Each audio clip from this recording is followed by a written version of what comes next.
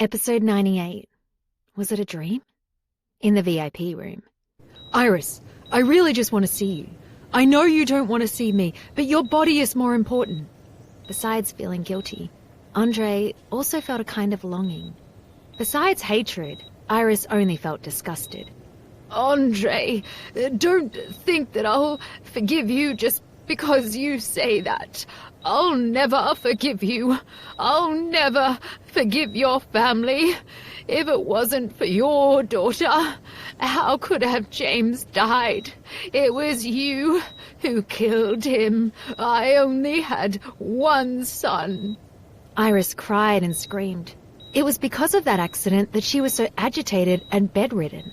If it wasn't for the Peterson family, her family would never have been reduced to its current state.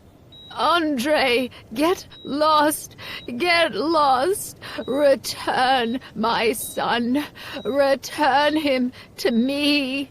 Iris found it hard to breathe. She seemed to be in a very difficult situation. Andre became very nervous when he saw this. He wanted to help her, but she pushed him outside with her weak body. She would rather ring the bell and wait for the nurse than be touched by him. Don't be like this, Iris. I'll leave immediately and come back to see you another time. Andre saw how unwilling she was to see him and knew that he couldn't talk with her any more that day. He didn't want to anger or hurt her. Doing so would only make his heart ache even more.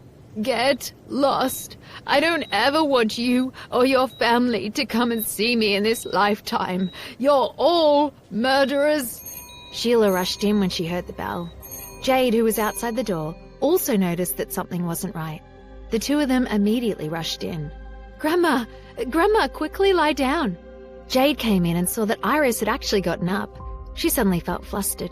She found the situation very difficult, but finally said to Andre, "Sir, my grandma's health is not good. Can you please leave right away?" As soon as Jade's voice faded, Andre turned around and left. There was still sadness in his eyes.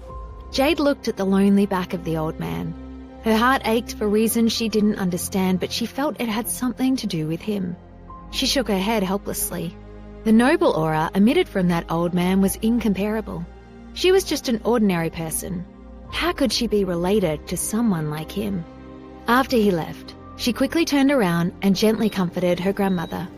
"Okay, Grandma, he has left. Your body has just recovered from the operation. You can't get too excited. Do you understand? Come back to the bed and lie down." Seeing Andre leave, Iris slowly calmed down. The doctor gave her a tranquilizer in time.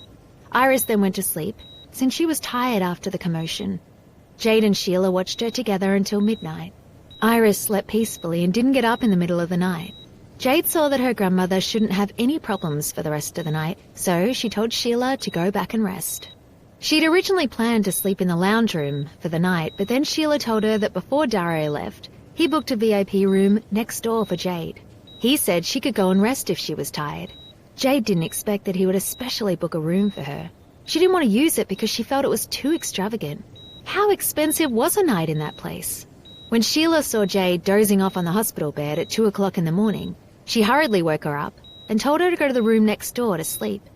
"Let me watch your grandma, Jade. I'll change shifts with you. The room has been paid for. It would be a waste if you didn't sleep in it," Sheila said softly. Jade was so sleepy that she couldn't open her eyes. And what Sheila said made sense. Seeing that her grandmother was sleeping peacefully, Jade felt relieved. "Okay, Sheila, if you can't hold out, wake me up. I know. Quickly go and sleep." Jade went to the room next door in a daze. She was indeed very sleepy, so she didn't know why she couldn't sleep when she was lying on the bed. She touched the cold bedsheet beside her and felt the coldness spread to her body. She sighed lightly. She always felt that something was missing. When she was at home, even if she was covered by a cooling blanket, she was very warm. Why did she feel cold while covered by such a thick blanket in the hospital? It seemed strange. Jade closed her eyes. Her mind was clear, but she rolled around on the bed and couldn't sleep. She didn't know what happened, but she suddenly felt a warm breath coming toward her from the blanket. It was a breath she was very familiar with, and it made her feel very at ease. She subconsciously moved to the side and was surprised to find that there was actually a warm chest there. She exclaimed in her heart. It was this kind of feeling. It turned out that she was used to sleeping in another person's arms. The person on the bed curled the corners of his mouth and reached out his wide palm to touch her soft hair. There was satisfaction in his eyes. Jade, who had her eyes closed, moved into his arms. Her hands were still unconsciously touching the other person's body. It seemed like she was checking whether it was the chest that she was familiar with. After touching the person's chest for the last time, she finally fell asleep with satisfaction. She had a happy expression on her face. The door to the corridor in the hospital was open, so Daria could clearly see the expression on Jade's face. Seeing that she was sleeping so inappropriately, his dark eyes suddenly became a little hot. If she had continued to touch him just then, she would have touched his little friend. His big hand couldn't help but pick her up by her slim waist. He then lowered his head and kissed the tip of her nose. Jade wrinkled her nose and stretched out her small hand to touch him. She looked very cute. Daria couldn't help but hold her up a little more, just enough to kiss her lips. Huh? A familiar and cold breath hit her mouth. Jade was woken up by his breath.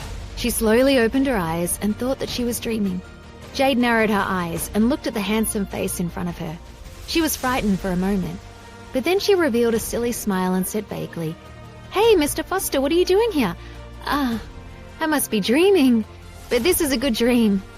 Jade shyly lowered her head and felt the heat under her body. She didn't expect this dream to be so real. Her body was warm and this made her extremely shy. Daria couldn't help but laugh. This little fool couldn't even tell whether she was in a dream or reality, but she was really cute.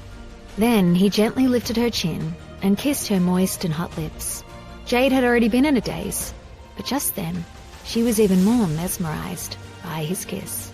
Because of his intense kiss, Jade, who originally felt a little cold, suddenly felt hot, and the temperature in her body was getting higher and higher.